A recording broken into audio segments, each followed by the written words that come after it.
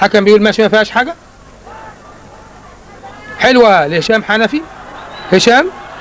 هشام جنبه ياسر ريان. ياسر ومعه اشرف يوسف. لسه ياسر شوطه ضعيفه تروح لصلاح عبد الشافي ومع رضا عبد العال. هنشوف اللعبه هتتلعب ازاي. دخل حطها عاليه محطوطه عاليه. هدافي النادي الاهلي في كاس مصر لحد دلوقتي وليد صلاح بهدفين من كاس الامم. هو ده اللي اثر يمكن على حضور المتفرجين. انما زي ما بنقول دايما ان الرياضه نصر وهزيمه ومش مباراه واحده او حاجه واحده تاثر. داخل حلوه جول يا ولد يا ولد يا ولد. بيحطها هشام حنفي. الجول الاول للنادي الاهلي بعد مضي حوالي 25 دقيقه. بيحرز هشام حنفي الهدف الاول لنادي الاهلي. هنشوفها مره ثانيه اهو. ملعوبه حلوه ياخدها هشام ويعدلها على نفسه ويشوطها قنبله من على بعد برجل الشمال من على بعد حوالي 25 26 يارده عشان تسكن شباك صلاح عبد الشافي على اليمين. تصبح النتيجه 1. هتتلعب الضربه الحره المباشره تتسقط وحلوه بالهيد يا ولد. ان هو بيعتمد على الكرات المرتده. ابراهيم حسن. اسامه عرابي دينامو النادي الاهلي لمشير بيعدي من واحد والثاني وماشي مشير وبيحط الجول الثاني يا ولد يا مشير. بيعدي من واحد والثاني والثالث وبيحط الجول الثاني. برافو يا مشير حنفي بيحط الجول الثاني. هنشوفها مره ثانيه اهو. بيعدي من واحد والثاني ويعديها منه ويمشي لوحده وما فيهاش اي حاجه وبيحطها بيمينه على يمين صلاح عبد الشافي عشان يحرز الهدف الثاني للنادي الاهلي بعد مضي حوالي 29 او 30 دقيقه.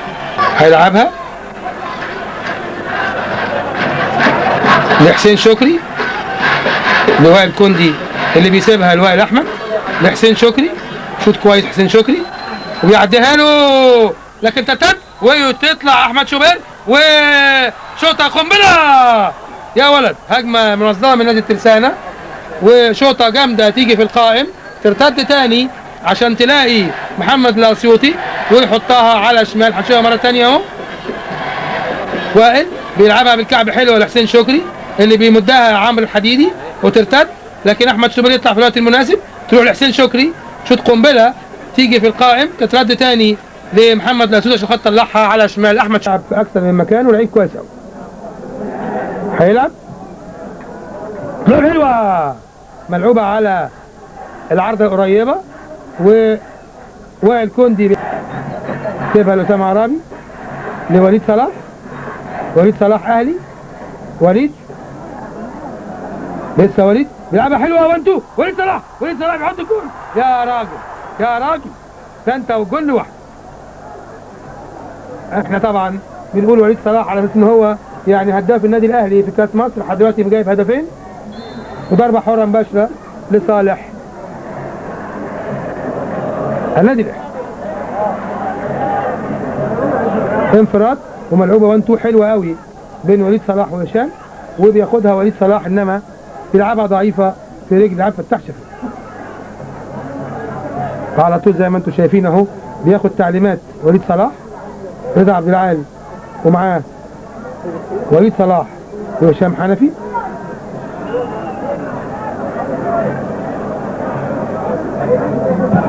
بيسقطها لابراهيم حسن اللي بيحطها على شمال عبد الفتاح شفيق. احرز اهداف الاهلي هشام حنفي الدقيقه 25 ومشير حنفي الدقيقه 30. اتلعبت على طول على الزاويه القريبه تترد وتروح لابراهيم حسن. يا ولد يا ابراهيم بيلعبها حلوه عشان يحط الجون الثالث. ابراهيم حسن بيلعب باكورد حلو قوي عشان يحط الجون الثالث بعد مضي حوالي 41 دقيقه ليتقدم النادي الاهلي 3.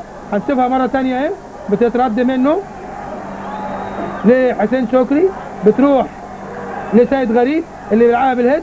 ابراهيم حسن لوحده بيلعب باكورد خلفيه جميله عشان تسكن شباك عبد الفتاح شفيع ليتقدم النادي الاهلي 3 والترسانة لا شيء بعد مضي حوالي 41 دقيقة. زي ما حضرتك شايفين على الشاشة اهو، الاهلي 3 والترسانة لا شيء في لقائهم في الاسبوع الرابع اللي بيقام على استاد القاهرة في امسية رمضانية جميلة. هي النادي الاهلي عامل جيم كويس و ترجمت ب3 اهداف. الحديدي اللي حطها 2 مدافعين وواحد من خط الوسط، مشير حنفي وابراهيم حسن من المدافعين وهشام حنفي بيلعب في خط النص. يعني المهاجمين اللي عندنا اللي هم وليد صلاح وسيد غريب لسه في النادي الاهلي، ومحمد الاسيوطي حلوه من محمد الاسيوطي، لعيب حلو معموله بالهد حلوه جميله تخبط في العارضه من فوق. هنشوفها مره ثانيه اهو. حسين شكري بيلعب الكره نموذجيه الحقيقه، بيطلع عليها محمد الاسيوطي وتخبط في العرض من فوق عشان تلعب الضربه الحره المباشره. هتتسقط طبعا دي بعيده شويه عن علامه الجزاء، سقطت حلوه وتتلعب، والجون الاول لنادي الترسانة بيحطوا حسين شكري. الجون الاول لنادي الترسانة، ملعوبه حلوه قوي من وائل كندي من الشمال لليمين. هنشوفها مره ثانيه اهو. وائل كندي بيلعبها بتترد تروح لحسين شكري ومش اوفسايد مظبوط، ويحطها على شمال احمد شوبير عشان تصبح النتيجه 3 النادي الاهلي و1 نادي الترسانة. احرز هدف الترسانة حسين شكري. مدحت الحبي طارق الشيمي يرجعها ورا لطارق الشيمي تاني لحسين شكري اللي بيلعبها في اليمين حلوه لوائل احمد، يلعبها بالعرض بيحطها. برافو يا احمد يا شوبير، برافو برافو برافو، شوطه حلوه وصد احلى لعبه لحد دلوقتي في الشوط الثاني، ملعوبه جميله جدا. هنشوفها مره ثانيه اهو. بيجري وائل ولاعب العرض حلوه عشان يطلع برضه حسين شكري مكمن خطوره نادي الترسانة ويطلعها لوائل احمد.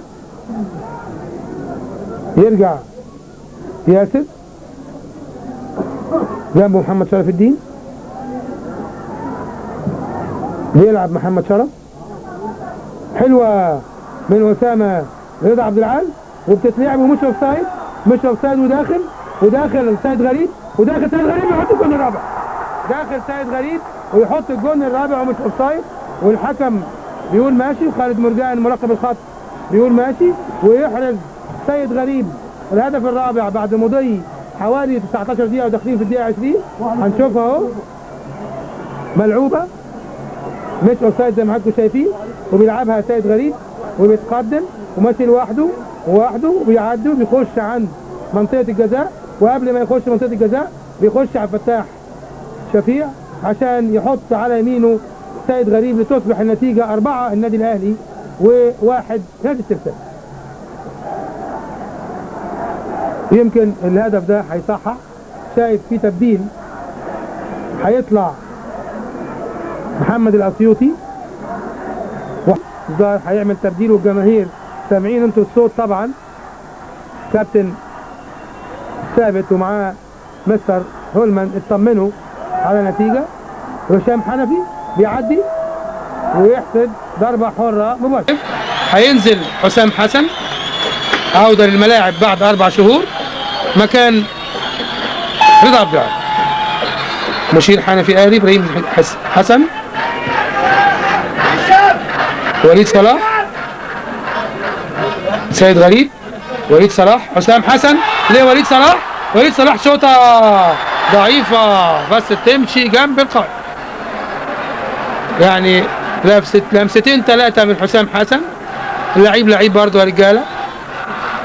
هنشوف اهو وليد صلاح، ملعوبه بليسنج جميله 1-2 بين وليد صلاح وحسام حسن، وملعوبه حلوه جدا عليها بطريقه حلوه قوي، وبينقذ لعبه خطره تروح لاشرف يوسف. اشرف ومعاه جنبه محمد عباده.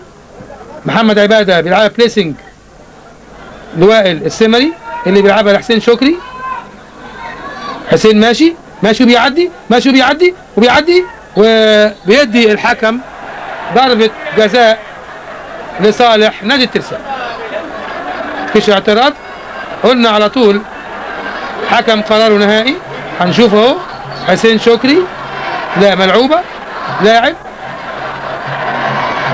وتقدير الحكم انها ضربة جزاء. قرار الحكم نهائي، ضربة جزاء لصالح نادي الترسانة.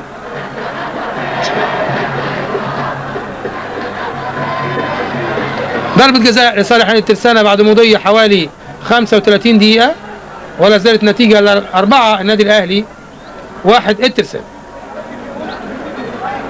هنشوف مين اللي هيلعب ضربة الجزاء. على فكرة ضربة الجزاء السنة دي فيها تعديل بسيط في القانون، ان لازم ان جميع اللاعبين يكونوا خلف الكرة او خلف علامة الجزاء، على اساس ان كانت المشكلة دي بتعمل مشاكل اثناء الكرة في العارضة واوفسايد ولعيب مش موقف تسلل وخلافه. فالاتحاد الدولي ادى توجيهاته وقرارات بان جميع اللاعبين اللي يكونوا في مباراة بتلعب فيها ضربات جزاء داخل الملعب زي ماتش النهاردة، بيكون جميع اللاعبين خلف علامة الجزاء، او الاوقع نقول ان هم خلف الكرة.